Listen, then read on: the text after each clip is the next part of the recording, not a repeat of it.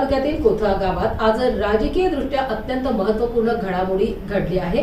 शिवसेना सरचिटणीस कळंब उद्धव बाळासाहेब ठाकरे पक्षाचे माजी सरपंच तसेच जय हिंद किसान संघटनेचे प्रदेशाध्यक्ष दीपक बाबूराव जाधव यांनी भारतीय जनता पार्टीमध्ये जाहीर पक्षप्रवेश केला आहे। हा पक्षप्रवेश भाजपा आमदार राणा जगतसिंह पाटील यांच्या नेतृत्वावर विश्वास ठेवून त्यांच्या हस्ते पार पडला।